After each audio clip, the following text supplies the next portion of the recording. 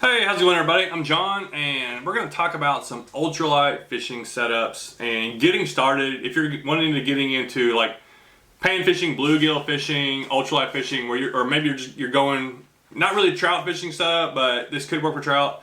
But basically going out and I want to catch anything. I want to go out there and fish a lure and catch anything. Maybe you've seen people throw lures like the trout magnet, awesome bait, which just catches tons of fish. I don't even know how long this thing is. It's like 1 inch long. That is a tiny little lure. How do you throw something like that? I got some little jig heads here that are 1/64 ounce, just tiny little jig heads. How are you even able to cast these? Maybe you're getting into it, or you're trying to like get started. You're like, I want to go out and catch little fish like that, but I'm having trouble casting little lures. I'm having trouble finding the right rods and reels or the right line. I'm going to cover a little bit that I've learned, and I'm not a super awesome expert at it. I do this a bit, and I do love going out and fishing, and but I'm always changing things up too. I don't have one way that I'm always fishing with. And I got a couple rods back here I want to show you, and I got different line and different stuff on each one, and they're for different purposes, sort of, but also they can all do the same thing. So let's just get started. Ultralight fishing. Ultralight is the rod, and it's how light and limber, I guess it is. I don't really know the way to describe it. Every brand can rate theirs differently. So one ultralight can be different than this one. This one here is the this here is the Shakespeare Micro Series. You can get it at Walmart. It's a 5-foot ultralight, and it doesn't even say if it's a fast or moderate or what, but this is one of the cheapest ones. And you know what? This thing will catch fish. And it's fun to catch fish on this. Now, is this like this feels high quality or super awesome sensitivity? No. But it'll work. You can go get a 5-foot. I don't like a 5-foot. A lot of people buy 5-foot ones and they love them. I hate 5-foot. I feel like it's too short. I want at least a 5.5, 6, maybe 6.5 foot. And then I don't have any 7-footers, but some people like a 7-foot. You can even get like 9-foot ultralight rods. So there's a lot of different ones. Also, when you're talking ultralight, we're just talking about like small lures, small size. It doesn't have to necessarily be an ultralight. So take this rod right here.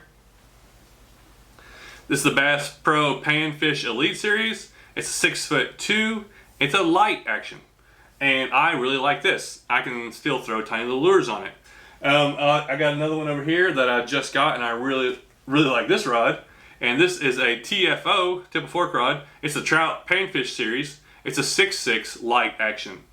And I got different line on each one of these, and I'll go through that in just a second here. We'll go through exactly what I have on each one and what I expect to do with them. So first off, let's go over a couple lures, just get you an idea. So make sure we're in the same page here, what we're trying to accomplish.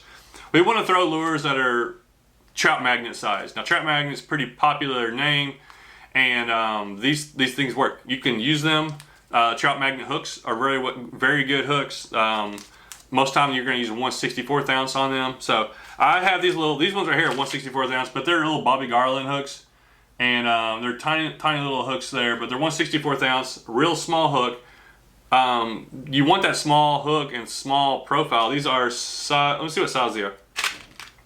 These are size 8 hooks, so tiny little hooks, because you're going after fish that have smaller mouths, but also when you're pan fishing and using these small lures, a lot of times everything bites it.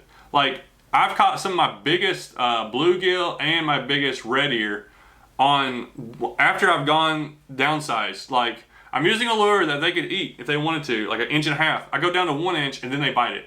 Like, why do they do that? I don't know, but something about that small little bait, you can catch just a bunch of fish. It's fun. It's very easy for them just to suck it in. It's fun when they bite it because you're using light stuff and you're using a light little lure, and they just grab it really soft and then it's on.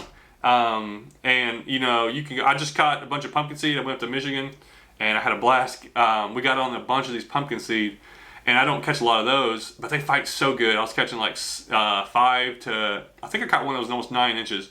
But I was using 1/64. I think I was using these jig heads and a tiny little lure. I can't remember what it was, but something very, very small. It was like a 1 inch size, and they were hammering it.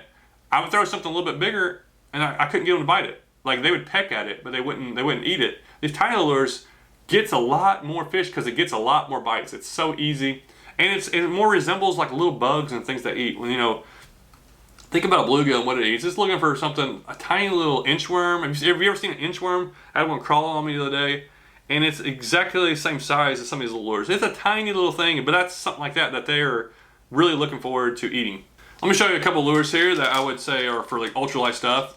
Mule Fishing makes some great soft plastics. This one's called the Horsefly. It's 1.3 inches. It's really stretchy, but it's very small, slender profile. Of course, we got trout magnet. I love Bobby Garland stuff. And this one here is called the Itty Bit Swimmer. Really small, got a little tail on them. They are 1.25 inches. Recommended 1/64 ounce and 1/32 ounce jig head. This right here is a Bobby Garland. This is a small, tiny little lure, but it's a little bit big for what we're doing. But it still works. I still want to be able to throw a lure like this. It's a 2-inch length. And most people fish with the Bobby Garland or know what they are. They're kind of designed for crappie fishing, but they will catch all kinds of different fish. If I am bluegill fishing, this is too big for me. Now, can I catch bluegill on it? Yes. But if I'm really going for bluegill, I don't even want something that big. That's a little bit too big of a profile. I'm going for something smaller. I'm going to go downsize to these, but there's tons and tons and tons of lures. Also, you can stuff like the crick hopper, just a little lures that they have small little hooks on them. So when you hook a fish, you don't want a heavy rod that you're just jerking hooks out of. And also, this thing only, what does it weigh? I'm not sure what it weighs, but anyways, that's kind of the same thing. Tiny little crankbaits, mostly soft plastic stuff's what I'm going to throw. Let's go over a couple lines. 6-pound line to me, that's too heavy. You don't even want that. Now, a 6-pound line might sound really light to you, but for the rods we're going to pair it with, that's too much. You can use it. I mean, I might have 6-pound on one of my ultralights. I might actually use it for a leader line too for certain situations, but I'm gonna go something more like this. I want some like 4-pound line, or even, I don't have it here, 2-pound line. I got a 2-pound line somewhere.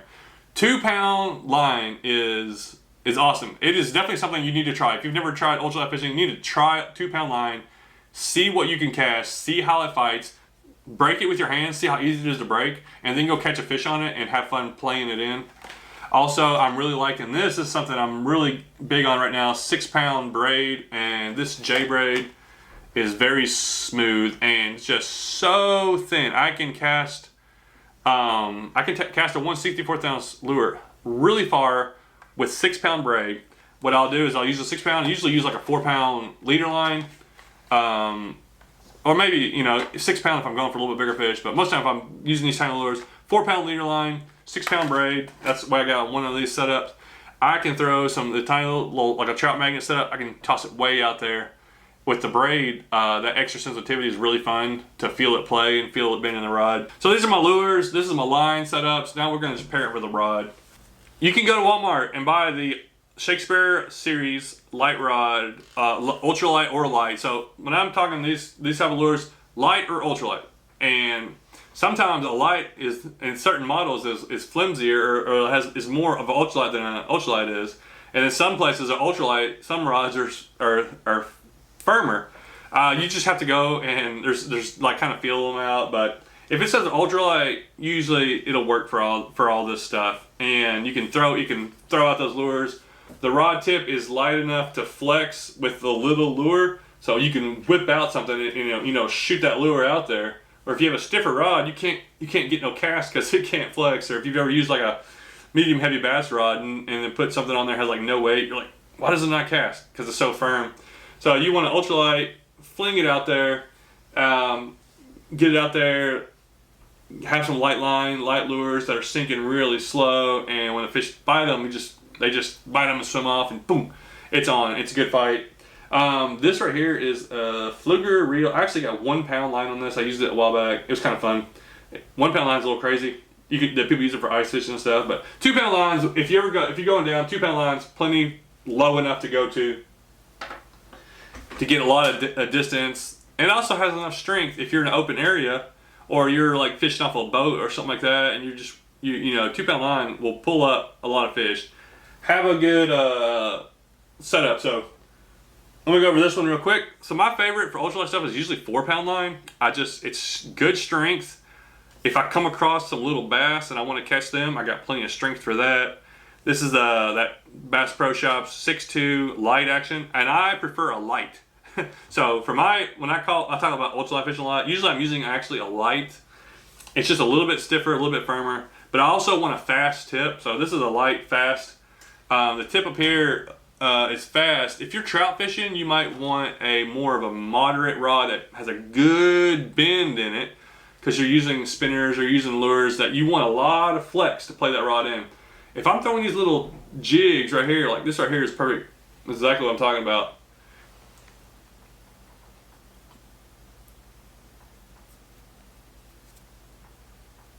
That's a little Bobby Garland. I forget what the name of it is. It's like a 1 or 1.25 inch on a 1/64 ounce jig head, and it'll catch all kinds of different stuff. It'll just catch a bunch of fish.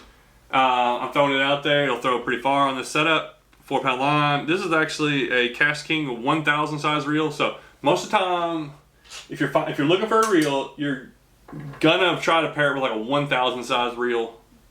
But this right here, I actually like this reel. It's a 1500, and some reels are different sizes than others. You can also use a 2000 size or a 3000 size. You can choose what you want to use, but you just kind of want to match it to kind of a good balance for the rod, and then also for line capacity. You might want to put some backing on there to take up a lot of the space.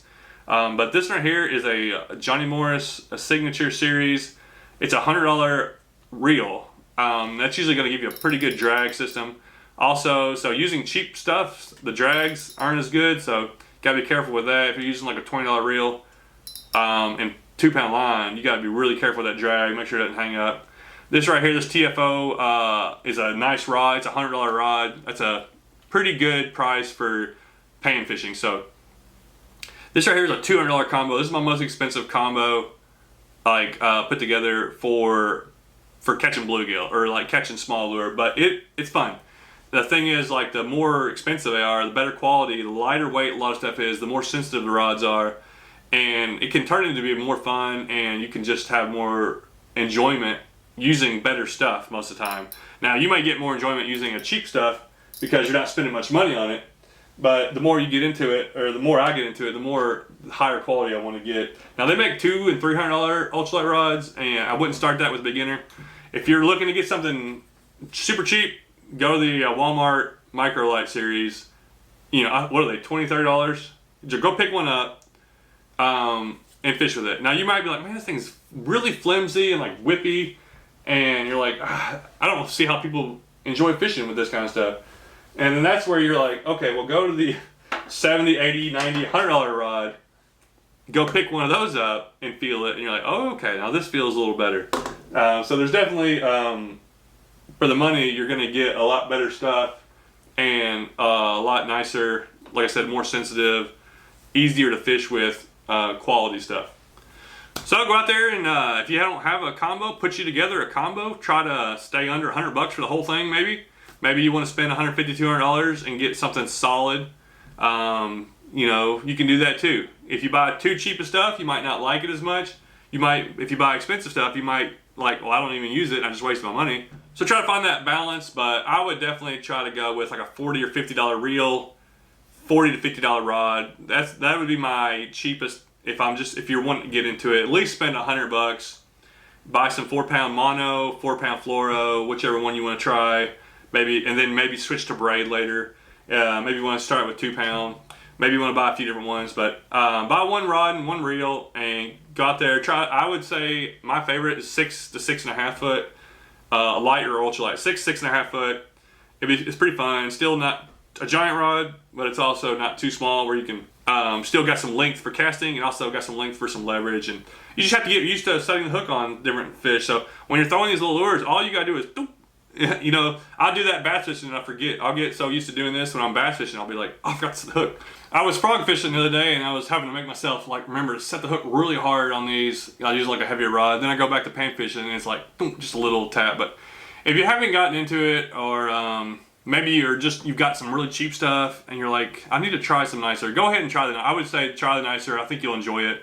if you haven't gotten into it, start with some medium stuff, mediocre price stuff, and just get a feel for it and learn how to catch those lures. The main thing is coming up on places where there's fish and getting that cast where you want to catch them. That may be a whole nother thing I'll talk about in another video, but learning how to roll a cast, like kind of fling it underneath a tree or sideways instead of just going straight up and down. That may be a little bit of adjustment for some people. That makes a big difference in catching fish and getting it out there for, not where you're not just throwing 10 feet, but throwing 30, 40 feet out there where those fish aren't spooked off also kind of helps a lot too. So, well, if you got any comments or questions, just leave those below, and I appreciate you watching.